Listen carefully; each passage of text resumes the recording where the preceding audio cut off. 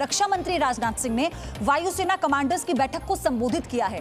सबसे चुनौतीपूर्ण हालात में वायुसेना की भूमिका बहुत महत्वपूर्ण है। अपने संबोधन के जरिए राजनाथ सिंह ने यह बात कही। 3 दिन तक चलेगी वायुसेना कमांडर्स की यह बैठक। इसमें 7 कमांडर्स शामिल हैं। बैठक में LAC पर चीन के साथ साथ तनाव पर भी चर्चा होगी।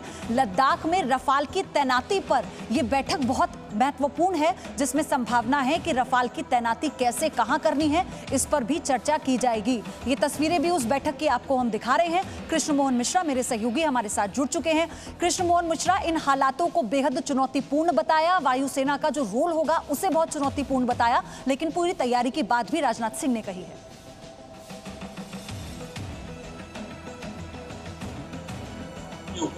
और उसमें भारतीय वायुसेना की जो भूमिका होती है वो बहुत महत्वपूर्ण होती है। इस दौर में अगर टॉप कमांडर्स की एक मीटिंग होती है तो अपने आप में बहुत महत्वपूर्ण होती है। हालांकि ये साल में 2 बार होने वाली एक कमांडर्स कॉन्फ्रेंस है, लेकिन समय ऐसा है कि ये कमांडर्स कॉन्फ्रेंस भी बहुत खास हो रही है।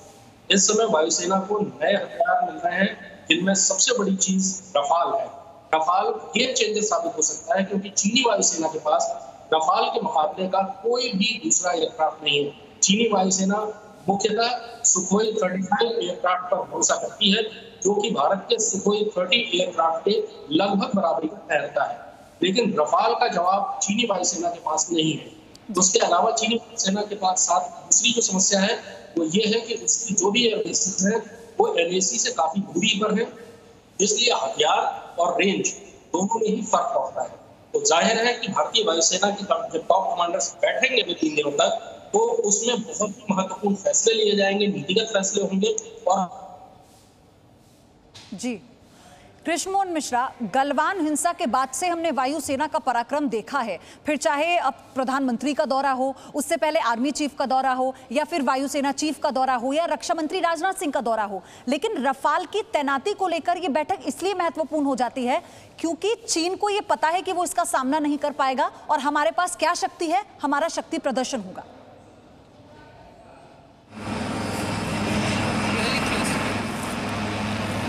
आपको आवाज मिल पा रही है मेरी कृष्ण मोहन?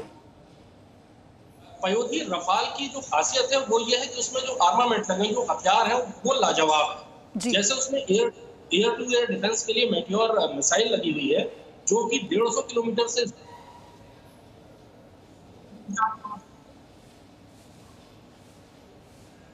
जी